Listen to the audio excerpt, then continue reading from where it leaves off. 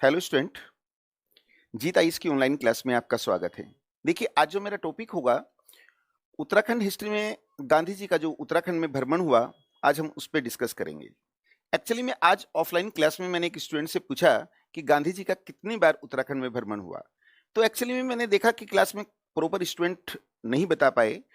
वो 1929 में गांधी जी का जो प्रॉपर भ्रमण हुआ, सिर्फ उसको याद किया, लेकिन ऐसा नहीं है। गांधी जी का उत्तराखंड में 4 बार भ्रमण हुआ था। तो कब-कब हुआ, उस पे हम चर्चा करते हैं। तो गांधी जी का उत्तराखंड में भ्रमण। तो देखिए, 1920 से 22 तक गांधी जी ने एक नॉन कोऑपरेशन मूवमेंट यानी असहयोग आंदोलन चलाया था। असहयोग आंदोलन चलाया, और ये जो असहयोग आंदोलन है, चूंकि चोराचारी कांड के कारण गांधी जी ने इसे वापस ले लिया। तो इसके बाद की जो महत्वपूर्ण घटना है, महत्वपूर्ण घटना के संदर्भ में हम देखेंगे, गांधी जी का उत्तराखंड में भ्रमण हुआ और गांधी जी बरेली होते हुए 14 जून 1929 को गांधी जी नैनीताल आए। नैनीताल आए। देखिए, गांधी जी का जो नैनीताल में आने का जो उद्देश्य था, एक तो स्वास्थ्य लाभ लेना था और यहाँ पर राजनीतिक जो एकता है उसको डेवलप करना था। 14 जून 1929, ये ध्यान रखना है। यहां से नैनीताल से गांधी जी भवाली, भवाली, ताड़ीखेत, ताड़ीखेत, अल्मोड़ा होते हुए कोसानी आए। अल्मोड़ा होते हुए कोसानी आए। कोसानी से गांधी जी बहुत ही प्रभावित हुए और यहीं पर गांधी जी ने अनासक्ति योग, अनासक्ति योग अर्थात गीता पर टीका लिखी। गीता पर टीका लिखी। इसके साथ साथ गांधी जी कोसानी में जहां पर जिस आश्रम में रहे, उसे अनाशक्ति आश्रम नाम दिया गया। अनाशक्ति आश्रम नाम दिया गया।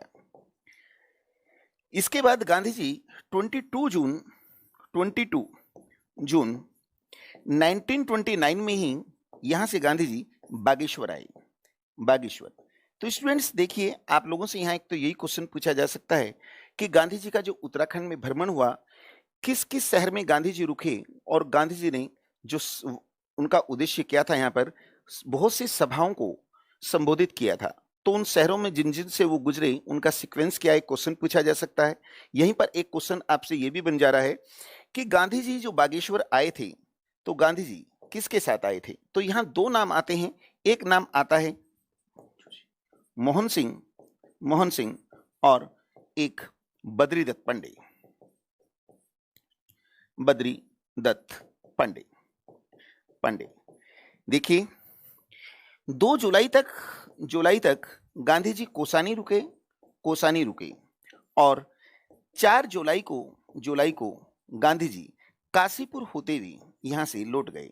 काशीपुर होते हुए यहां से दिल्ली आए। दिल्ली चले आए। तो गांधी जी की एक महत्वपूर्ण यात्रा ये थी। लेकिन गांधी जी इससे पहले भी उत्तराखंड में 2 बार आ चुके हैं।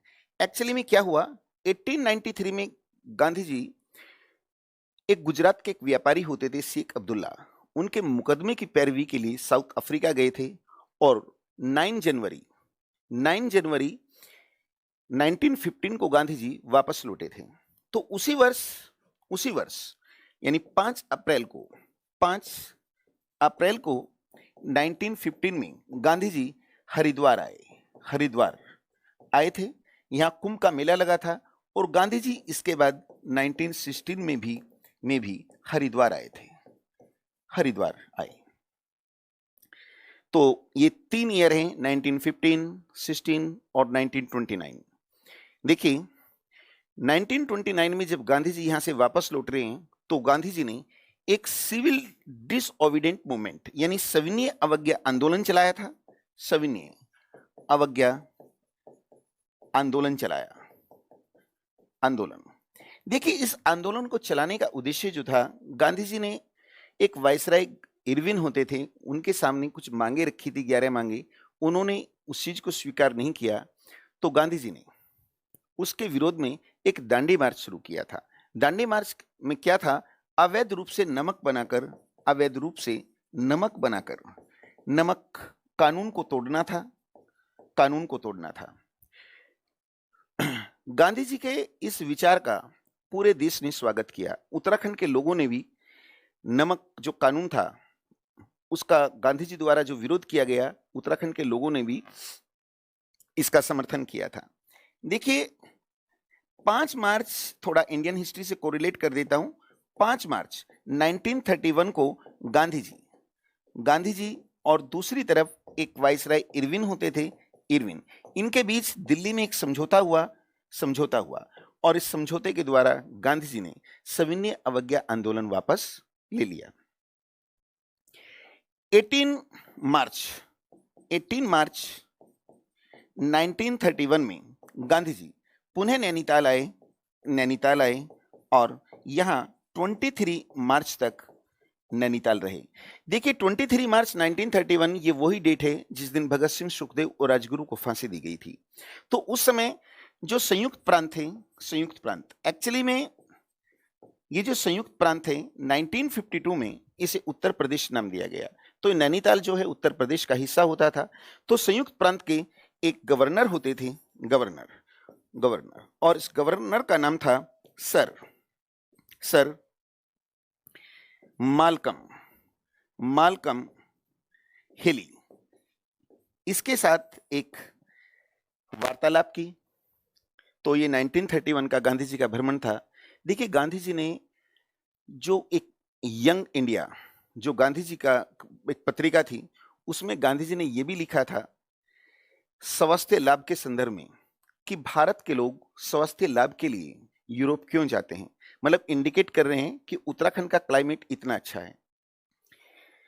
तो गांधी जी ने उत्तराखंड के लोगों में राजनीतिक चेतना जलाई और यहाँ के लोगों को मूवमेंट के लिए तैयार किया। इसके प्रभाव हमें और भी देखने को मिले। जैसे हम देखते हैं कि 26 जनवरी 1930 को संपूर्ण भारत में एक प्रथम स्वतंत्रता दिवस मनाया गया था। उसमें उत्तराखंड के लोगों ने बढ़ चढ़ कर भाग लिया, यानी यहाँ के लोगों ने भी उसे सेलिब्रेट किया, मात्र एक टिहरी रियासत को छोड़कर।